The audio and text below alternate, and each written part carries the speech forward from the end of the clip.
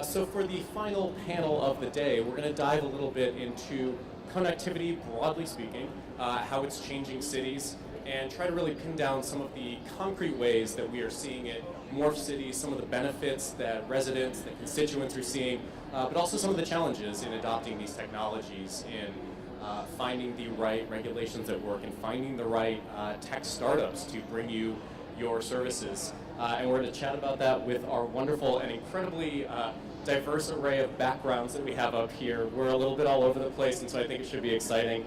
Immediately to my left, I have Christine Ntim. She's a partner at the Global Startup Eco Summit. Christine's an entrepreneur. She's an expert in the startup ecosystem in emerging markets. She's been on the Forbes 30 Under 30 list. And GSE, the company, Global Startup Ecosystem, they offer startup hacking boot camps, tech summits around the world. Notably, they host the largest 3-day digital accelerator program in several global regions. I'm thinking Africa, Asia, Caribbean, Europe.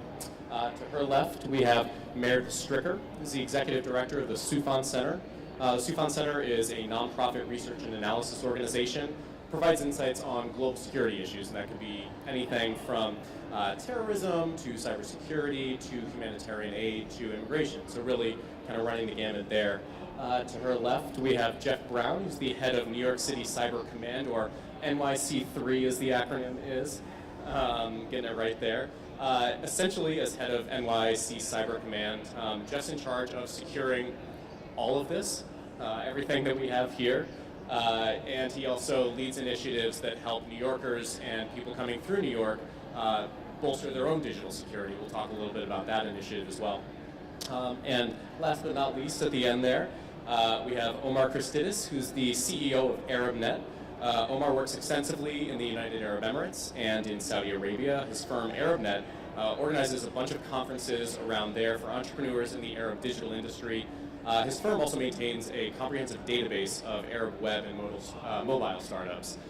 So now that we have dispatched with the introductions, I want to dive right in and get to some of those concrete examples that I was mentioning. I think everyone here, as we were talking about beforehand, has very kind of distinct and different experiences with digital connectivity, with the Internet of Things, and how it's transforming and revolutionizing cities. And so I wanted to just, I thought I'd start off here at home in New York City. Geoff, let's talk a little bit about what you're seeing and just some concrete examples of how you think the Internet of Things is changing New York, and specifically from your perspective at NYC Cyber Command. I know you guys launched this NYC Secure Initiative. Tell us a little bit about that and what people actually will get from it. What can residents expect to get as a benefit from that in their kind of day-to-day life? Because it's hard to see sometimes.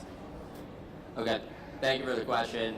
Before I answer, I just want to say an absolute pleasure to be sitting up here with the fellow panelists, and I look forward to a very interesting conversation. Very diverse backgrounds, which should make for maybe the most fun panel I could have. And if you see me squinting, these lights, I wish I had an IoT device right now to turn those lights down, because I need sunglasses or something like that. Anyways, to get into the thought process of, what is New York City Cyber Command? It is an entity that has the mission across New York City government agencies to protect, defend the technologies that enable such amazing services to be delivered each and every day to New Yorkers. So that's, at a high level, that's what we do. But when you think about the context of the Smart Cities Conference, in order for New York City to continue to be the thing that makes it such a great city, in my estimation, the greatest city in the world, we must embrace our smart city future. We must learn from other cities that are doing very interesting things, and we need to apply those learnings, apply them with resiliency, with reliability, with safety here in our city. So at the Smart Cities Conference, there could be a lot of conversation around the evolving threat, and that exists without a doubt. If we are not mindful about how we adopt, deploy, and maintain these wonderful devices, we could imperil our future. That is something we are very cognizant of here in our city. Now, you asked me a little bit about NYC Secure. Yeah. New York City Secure is an initiative that was announced by Mayor de Blasio a number of weeks ago. And what it really does is take the realization that cybersecurity is really a safety issue. That's like the fundamental policy decision. Like cybersecurity is a safety issue, and it is an essential service. So if it is an essential service and a safety issue, then there are things that the government of New York will do and must do to help New Yorkers navigate in a safe way across their digital life. The underpinning of the initiative is a choice by our city that we will embrace technologies and capabilities, whether it be education or actual technologies, that also meet the incredible standard that our city has set when it comes to respecting the privacy of New Yorkers. So we believe, a public safety issue like cybersecurity is 100% can be accomplished with the right mentality, with the right approaches in a way that respects completely the privacy of New Yorkers. With that policy, we needed to underpin it with two really practical measures. We sometimes talk about them as tactics. One is in the app space, the mobile app space, and the other is in the Wi-Fi space. There was a panel earlier today with an organization called the Global Cyber Alliance. The Global Cyber Alliance debuted this technology in November of last year that's called Quad 9. Basically, it is the ability to, if you connect to the internet, to allow for a measure of greater security, to not allow your connection to hit a known, confirmed, malicious website that's only there to compromise your computer. Now, is that if you've downloaded the app? That one is just a protection over Wi-Fi. So the city, over all of New York Wi-Fi. Public available Wi-Fi. Right. The Wi-Fi that's brought to New Yorkers through the city government. We have an intent and are rolling out this capability. And it respects the privacy and whatever that New York wants to pursue. We just think that if you're using the Wi-Fi that we've made available, the one thing that maybe we shouldn't let happen is you to hit a website that's only there to harvest your credentials or drop malware on you, etc. So that's one of the tactics. The other tactic is in the mobile space or the app space. We announced our intent to build an app that will help guide a New Yorker away from threats if the New Yorker decides to download the app. So our intent is to launch that this summer. So both these tactics and every other thing that we do has to also come with a mature public discourse on cybersecurity. That public discourse will allow us to, raise the bar of how people are thinking about the security of what they're doing online. And finally, it'll help, also reach any New Yorker, no matter what their sort of educational background or economic status is. So these initiatives need to scale to every single life in New York, and that's our intent. Yeah, scalability and privacy are definitely two things I want to get into. Yeah. But I want to kind of first broaden it out before we bring it in. Obviously, we've got some interesting things here in New York, but we are fortunate to have a panel that has worked all over the world. Omar, Meredith, and Christine, you guys have worked in a wide variety of places. So I'd love to get a sense of, in the time you spent going around the world, what have you seen that has really struck you in terms of just kind of case studies of how connectivity, how connected digital platforms, digital ecosystems, and IoT devices are really just kind of changing our concepts of cities. Omar, I guess I'll start with you, and then Meredith and Christine, I'd love to hear you guys weigh in as well. So I'll give two examples. Yeah. The first, stepping back 2 steps and thinking about what does Internet of Things mean, and how does it connect with other big technology trends that are going on, because that's really key. So Ericsson came out famously with a statistic a few years back that there will be 50 billion connected devices by 2020, almost 10 times the number of people on Earth. There's already more than the number of people on Earth right now. Right. It's crazy. Yeah. But I'm talking about 10x Yes, number of people on Earth, right? So 50 billion connected devices. So what are all these devices going to do? They're going to generate a tremendous amount of data. And that's what we're seeing today. We hear a lot about big data. All this data from all of these sensors and touch points across every part of our lives are being dumped into machines. And machines are learning, artificial intelligence, essentially. And the more we provide these learning machines with information and data points, the better they get at understanding what we need and anticipating our needs even ahead of us knowing them.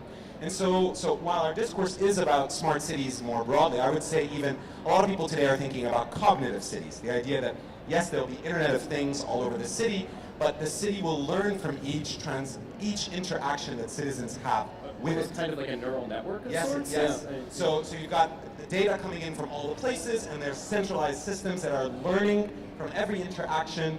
And so this brings me to the second part of what I wanted to say. I think it's really interesting to look at the smart cities from a global angle, because it is a technology where some emerging markets are hoping to leapfrog more developed markets. And that's in areas where, in the Gulf countries, sometimes cities are being built wholesale from scratch, right? And so what it takes to build Internet of Things connectivity in a long-standing city like New York versus from a completely new development is quite different. I think we might talk about that later. Building a smart city when there is a singularity of leadership and vision and authority is also very different than when there's many stakeholders that need to work together to come up with this. But I think it is very interesting that today Dubai has stated, let's just take the example of Dubai, that it wants to be the smartest, happiest city on earth. And they want to be smarter than everywhere else. They have a number of initiatives to get there. Something called 10X, where they want to look 10 years ahead of any other city on earth. Something called the Dubai Future Foundation, which is looking at futuristic technologies that they want to implement in the city. And I have lots of statistics. They made, one big one is, let's talk about transport. 25% of all transport in the UAE, they want to be by autonomous vehicles by 2030. And they're one of the first test beds for the Hyperloop between Abu Dhabi and Dubai. They're one of the first test beds for flying taxis.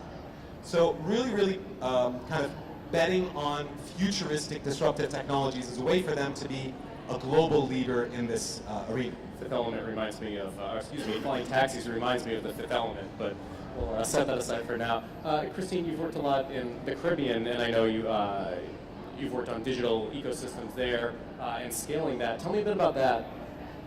Yeah, and just to add to the conversation regarding just scaling these conversations digitally, our company pretty much runs the world's largest digital accelerator in the world. We have about 1,000 companies across 90 countries through our programs, entirely online every single year. And when it comes to innovation, there's also a bias in our assumptions as to where we should be looking as pilot test grounds or case studies of analysis. I've also spent some time in Dubai, 5 years as well, and been able to see huge, marketing traction around what Dubai is doing, and really talking about blockchain, AI, IoT, and really a lot of initiatives across the city, but across the entire region, and leading that forefront. However, we need to be looking like emerging markets like Ghana, Nigeria, Kenya, these places where the way they're applying technologies and the way they're applying the solutions is completely creative and completely innovative. For example, we right here in New York, the population is about less than 10 million people, right? So any application here is a really good hotbed to really look at how do we scale this in other places. But if you look at Lagos, so 21 million people, how they're applying technology is something that, wow, like how can they scale something so rapidly in such a densely concentrated city?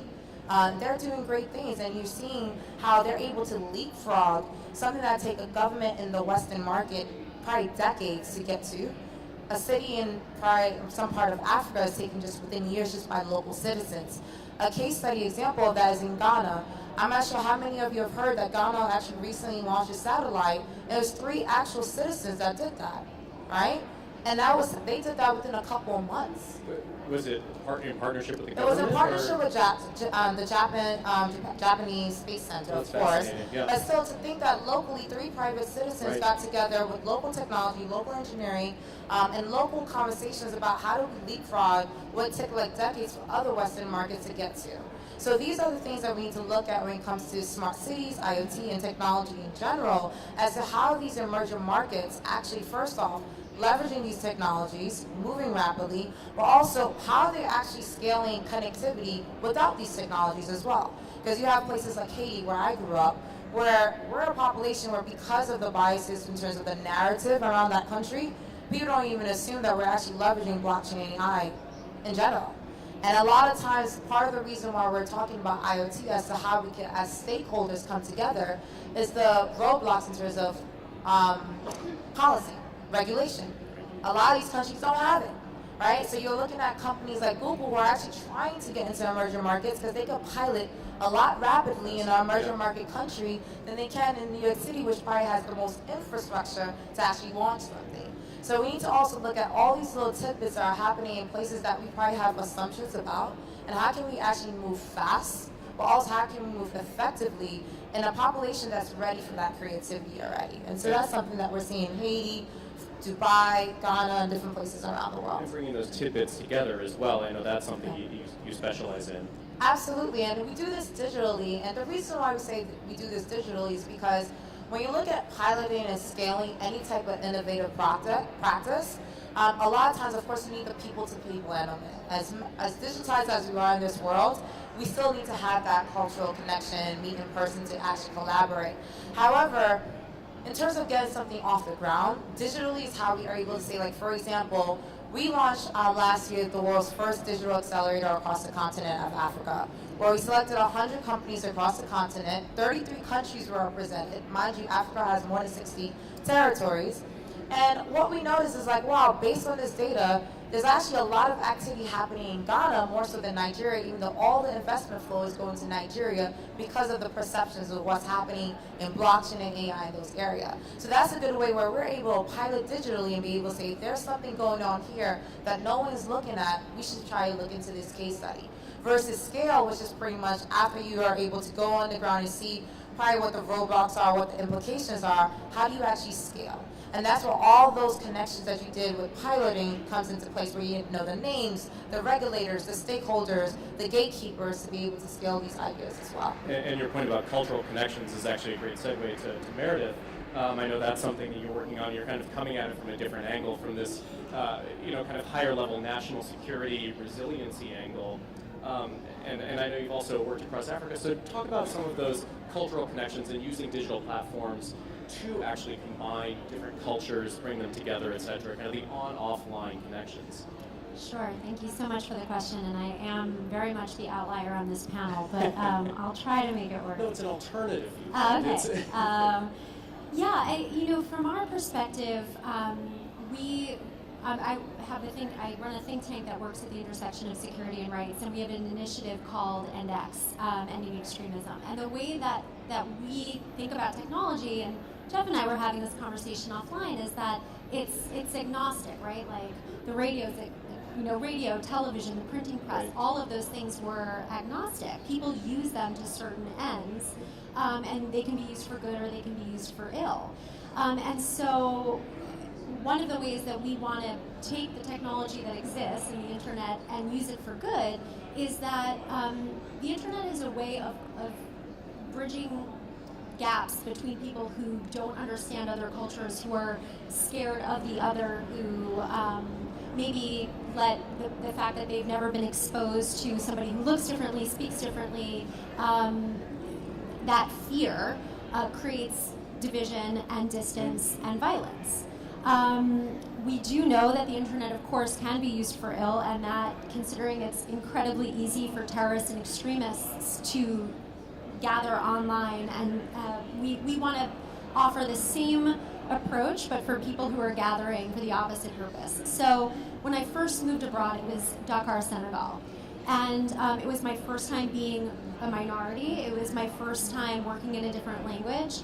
And after the shock of that wore off, what I think was the most acute piece of information that I got as a human being is we are so similar. And sort of an obvious statement, right? Like, of course we're similar, but we have the same dreams, the same goals. They might be slightly different, specific to your context of where you live and how you live.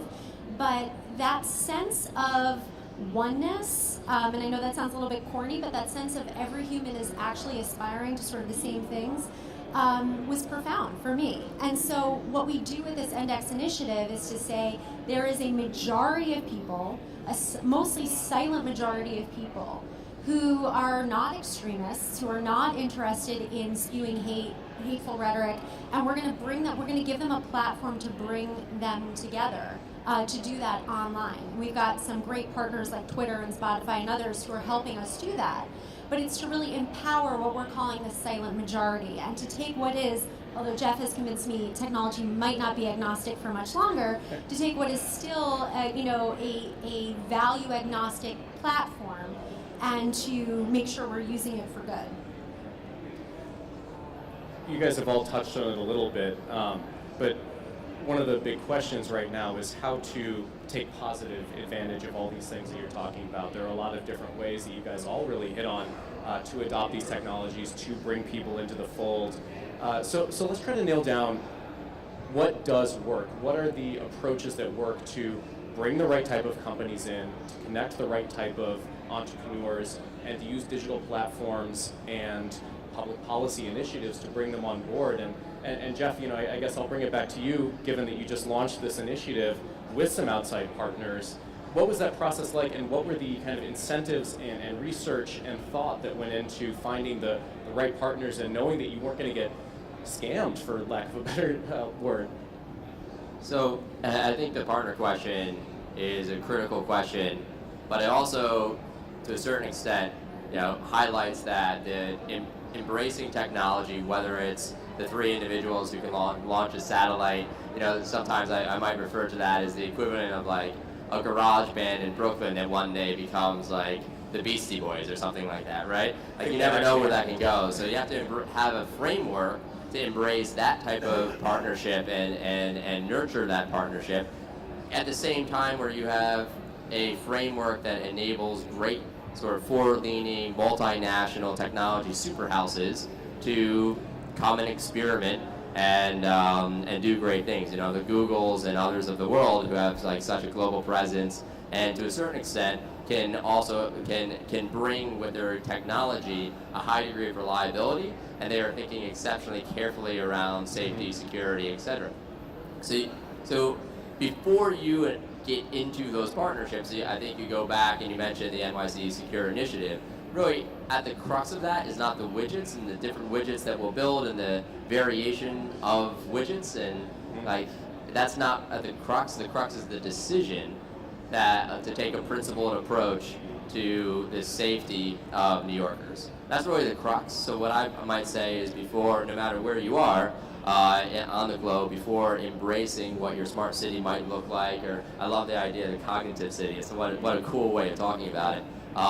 You have to decide what, like, for the given context and the culture and the legal environment you're in, what are those like core like principles that you're going to approach every decision, and then and then I think you can do some absolutely wonderful things. So Geoff's obviously taking a very measured approach and considering all these different variables. Omar, I know one of the things you hit on was that there isn't necessarily the need for all those variables, considering all these different factors and stakeholders and some of the places that you've worked. Why do you think that approach can work more efficiently in some fashion, and does it have particular downsides to it, perhaps? Sure, definitely. When we talk about, how shall we put it, unitary leadership, that's a place where there is one entity, person that makes decisions, and they make them over a very long period of time. So some of the benefits of that are you can make multi-generational investments in infrastructure and not have to think about the end of your term 2 or 4 years in, right? You can align all the stakeholders in a very clear way without really having to negotiate or compromise too much with all of them. So both of those, you can set standards, you can set KPIs, you can kind of say this is where we need to be, and everybody is running to get there. The challenges of that, of course, is that you don't really create an organic community around such an initiative, and so if the direction of the winds change, if we were to put it this way, you could find yourself with a project that ends up being abandoned because it no longer has leadership support, but it also never had community support. So this is one of the challenges. But I think what could be really interesting is the way that Dubai is trying to address some of these problems is by creating a unified platform and setting very clear policies around data. And so they're forcing everybody to classify data in certain ways. They've given them a policy around how to classify data. They've pushed every government entity to open up data through one centralized system, which is the Smart Dubai platform. And then what their objective is to stimulate innovation around this platform by opening up APIs so developers can actually build using the city data, not just developers, entrepreneurs, large corporations, can build private sector applications leveraging city data, whether that's a traffic app or as simple as if you take all the commercial registry of all the companies. Right. You want to open a cupcake shop, but you want to open it somewhere where you want to make sure there are not too many cupcake shops around. You can pull city data on those types of licenses, look at bakeries, map the bakeries. An entrepreneur could build that on top of the data provided by the city, and that entrepreneur could commercialize this app. And eventually, the government of Dubai certainly aims to commercialize the data with the entrepreneur in some kind of revenue share basis, right? Yeah. So, I don't know if that's clear. It's very interesting. And I guess, Geoff, I'm wondering if you guys would ever allow such a kind of partnership. To give a sense of scale, Dubai aims to have 80% of all city services delivered by the private sector. 80%. What do you think? I mean, would that model ever work in a city like New York? Frankly, I don't. Obviously, there are differences in model, but I'm not a representative of the government, so you can say anything that you want. Don't worry. Now, I actually don't think that the starting point is that different. How so? When it comes down to it, like whether it's a unitary government, what a great way of putting it, or like something like we have here in the city or wherever, like. It sounds like a number of decisions have been made about the policy-backed approach and the outcomes you're aiming at. That's really what we're talking about. What's the policy-backed approach? What are the outcomes that you're aiming at? How do you develop an ecosystem around that? And then, from my vantage point, like adding in the layer of is it secure and reliable by design, and does it in this paradigm does it respect the privacy, or does it? I might say it could apply globally in the sense of, what are those things that are the core values of the place that you represent that need to be represented in that fundamental policy statement. So for here in New York, like public safety, this is an essential service, not a luxury, and we will respect New Yorkers' privacy. Okay, those are city values that we've baked into this NYC Secure Initiative, but that's not baking in those values and having that that outcome-based original approach isn't different necessarily than what Omar's highlighted. But so how do you bake that in when there aren't necessarily regulations or laws? I mean, Congress has failed to pass IoT standards. Some stuff is happening at the state and city level, but there is, you can make pledges, but there isn't really a legal underpinning necessarily. So how do you guys deal with that? Would you like to see more in that space? So, the way we're dealing with it is we are holding our own decisions up to that standard, right? And we will make the decisions we make from both a contractual and from a technical perspective transparent to the public. That's how we will check and balance ourselves. And when it comes down to it, there are many different sort of approaches to cybersecurity here in the U.S. and elsewhere. Some of them are regulatory and legislative. Some we are choosing to, take an approach that's more in line of putting out sort of capabilities and then measuring ourselves and the greater safety of the city against the execution of those capabilities. Right. I'm not saying that we wouldn't take other approaches as tactics under the NYC Secure Initiative, but these first two that we chose have a technical value to the New Yorker. Right. So I was going to add one thing quickly, the idea that today we set these guidelines or these principles or these values, but it is not a if you build it they will come kind of scenario, right? and this is where entities like ourselves, Christine's entity, ecosystem development entities, who are really entrusted with bringing all this community around and getting them involved in building stuff for the city or whatever that may be, whatever objectives that may be. That's where you really need a community around this, otherwise you just have infrastructure. Right, that's actually, I wanted to pivot on talking about community and developing that community you're talking about, and get some of your thoughts, Christine, on how governments can do that. Obviously you guys do a lot of work in that space, but I know you work with governments as well, the highest levels of governments around the world. So talk a bit about what advice you give them about developing that kind of startup digital ecosystem community that's so helpful here. Yeah, and it's an amazing question, the fact that, we kind of have a chicken soup dilemma. When you're trying to cook soup, what matters more, the order of the ingredients or the ingredients themselves, right? Or do both matter at the same time simultaneously? And so when you look at ecosystem development, I love the perspective of how the policy could drive that innovation in terms of leadership, but also what happens when policy is delayed.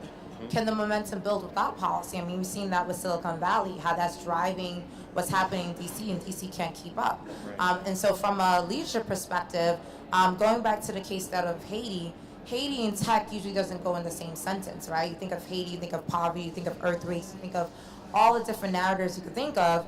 However, as the first Black Republic, we're actually building the largest incubator for entrepreneurs across the Caribbean as of next month because the ecosystem kind of pushed and it all happened simultaneously. So it's about the ingredients. Sometimes it's not so much the order of the ingredients, because sometimes we have a mesh and it's all colliding together, and sometimes you have an orderly process where it's happening, during a time frame, during certain regulations. And so with the example of Haiti, we launched a Caribbean Digital Accelerator across the Caribbean, 13 countries represented.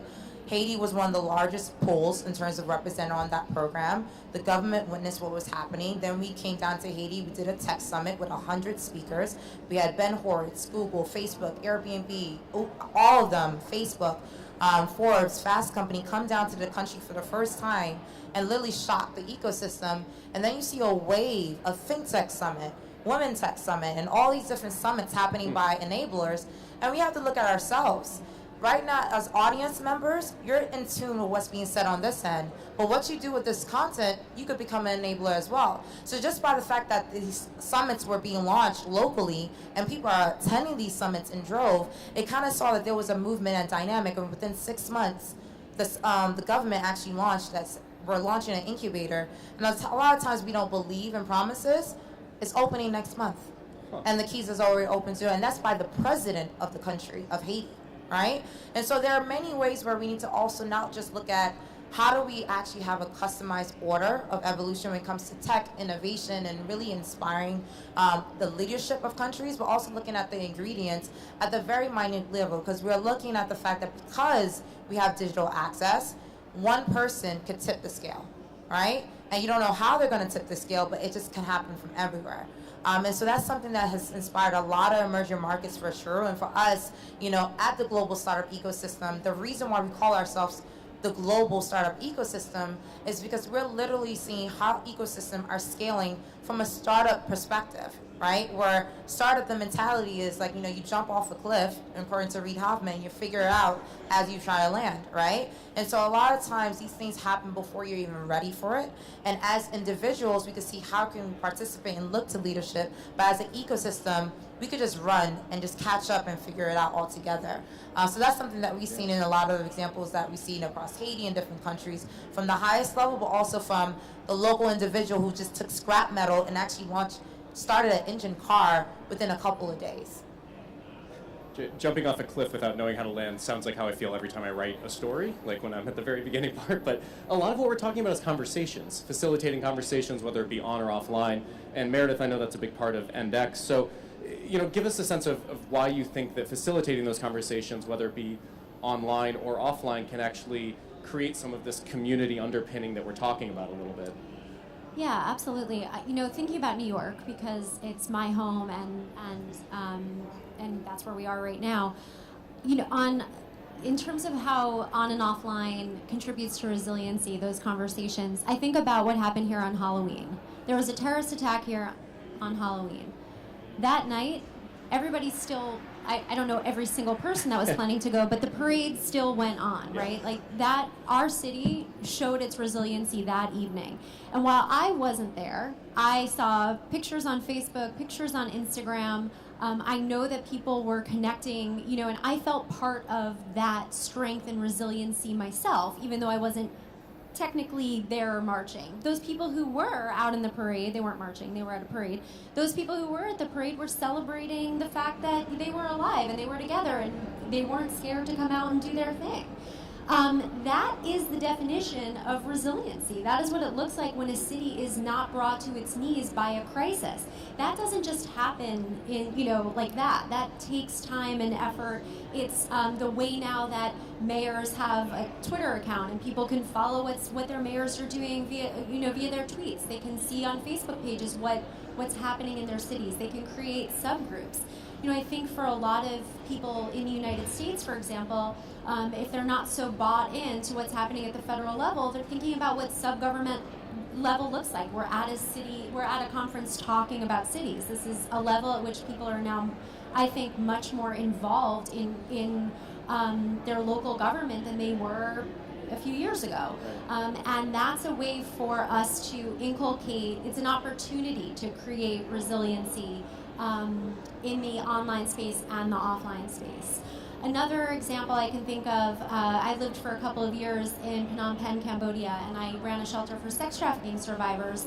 And it was at a time where Instagram and Facebook were not as prolific as, it was 2011 to 2013, so it was certainly around, but it was not as common for, say, older people to be using it as it is now. All of our donors were in a certain age bracket where they were, they were older and they just started to get into Facebook, and we were able to connect them to our community of girls via Facebook. Yeah. They could actually see day by day what the girls were up to, what their money went to. And they could see, it really sort of normalized the experience for them, and created bridges that, this is a very specific example, but created bridges and created cultural awareness.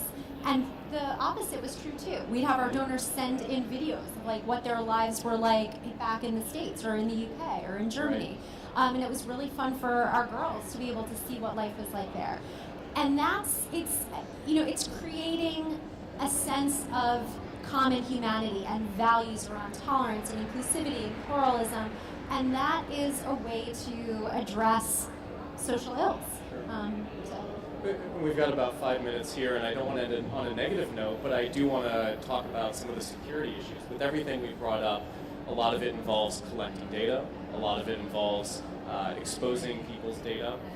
So I want to kind of dig down on some of what we can do to ensure that as we collect these streams of data, we just saw with Facebook and Cambridge Analytica, people are asking more and more questions about who is collecting my data, what is being done with it, who is it being sold to, how is it being used to approach me.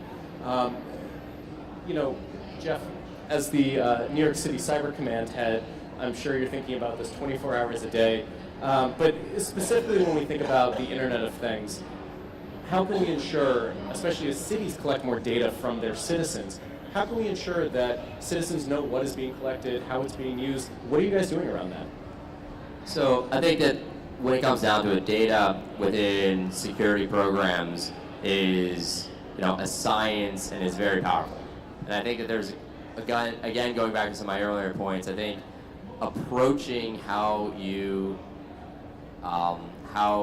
one, use that data, and two, what are sort of your transparent obligations for the use of that data are important, whether or not you're operating an enterprise-focused mission that, an enterprise could be very similar to, a unitarian leadership structure, i.e., if you're in a big financial firm, there are certain, a certain ability to pull decision-making levers that may not exist in, in a government setting, right? But and then if you look at the IoT, smart city, cognitive city space, as you're approaching the different connected devices that public and private want to connect into that cognitive city. I'm stealing your term. It's great. You have to. I advocate for taking the same principle-based approach to the technology that you adapt, and then making it exceptionally transparent to the public what you're doing with the data that you collect. That's really what it comes down to. It's part of that public discourse. But, even looking at you brought up the Facebook events and Cambridge Analytica and stuff like that. I think there's a major sort of role to play when it comes to the public itself. The individual who makes choices in the pursuit of whatever they want to pursue on the internet, in the pursuit of their digital life, like there are some major choices when it comes to who you give your data to, etc. And I think to a certain extent a challenge is out there for technologists. Can you create appropriate business and service delivery models via technology that are more like actively engaged in the process of allowing that person to choose like what's done with their data? I think there's something that needs to happen there. I'm not quite sure what it is, but I definitely think it's important. I would imagine. Yeah. Education, and then also perhaps technology. I mean, maybe there is an opportunity for an incredible business model and an incredible technology that allows for an appropriate marriage of security and privacy and delivering of service. I'm not sure what it is there, but technologists figure out all kinds of very interesting things, so why not, right? Omar, are these conversations happening where you're working in the Middle East? Yeah, so what I think is interesting, I wouldn't take a regional specific approach to this question, but I think one thing a mentor of mine said maybe 10 years ago, he said, people have traded privacy for convenience. Sure. Yes? And so today we give all this data so that when we want to order our Uber shows up to where we are, near us, very quickly. Our food shows up to where we are, and we are happy to share our data about our location if it makes our food get here faster. And we are making all of these micro decisions about sharing our own data, and I doubt that that's going to be really shifted, that the consumer is going to become super aware, or he's going to change his mind about his preference for convenience over privacy. I still think that that's going to remain. What the Europeans have done is GDPR, General Data Privacy Regulation. May 25th. Yeah. So this, of course, is a huge thing. The Europeans said, no, we cannot leave this to the individual. The individual will not make the right choice here, right? So we will come in and we will regulate what can be done with data, how the data can be used, what kind of permissions need to be required, if and when I'm going to collect or use your data in certain circumstances, which I think has been a big wake-up call for a lot of data-driven businesses thinking about how they're going to operate in Europe moving forward. But I do think to a certain extent here, I don't expect the citizen or customer individual to change their behavior. I think we are going to be surrounded by much, much more use of data. And in many ways, we want that, right? People are willing to, I think about insurance. Insurance is one of those topics where IoT is going to be a huge thing.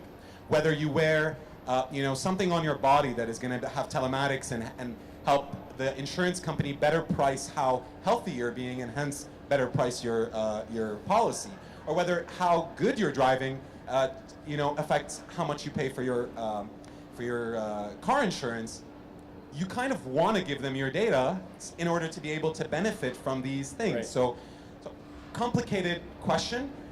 I don't know what the answer is, but I know that the world is moving in one direction, very much so. More data, less privacy, more personalized, more convenient, but at the cost of a lot of that privacy. Yeah, I just wanted to add to that as well. It was this amazing point, that's the fact that the fluidity we have in moving to different cities, because we also forget, it's a herd mentality, right? And so you might have your individual choice, but what you see collectively around you will influence your decision. And this is the reason why this is such an amazing conference, Smart Cities Conference New York. What does that mean, Smart Cities Conference Accra, or Smart Cities Conference Port-au-Prince, where just by the fluidity of traveling to someplace else and seeing how that city and that ecosystem thrives under that conversations, actually influences your decisions, influences what you do. And it's amazing to see this panel that has how they were able to contribute from a policy perspective, from a private sector perspective, from an NGO perspective, and just from a global perspective as to how, from the city level, it's getting more and more complex as to how we individually make those conversations and decisions, being that we're so influenced by what's around us. So that's one thing to make a note of. Your city, how you emerge to another place and come back with that, you're also contributing to either the progress or probably the detriment of your own city as well, how you take that information as well. Right. Terrific point to end on, I think. Everyone, please thank our panelists for such a wonderful conversation. And I will release you guys to go to happy hour. That is the best thing I can possibly say. Thank you all for coming. Really appreciate it. Thank you so much, everyone.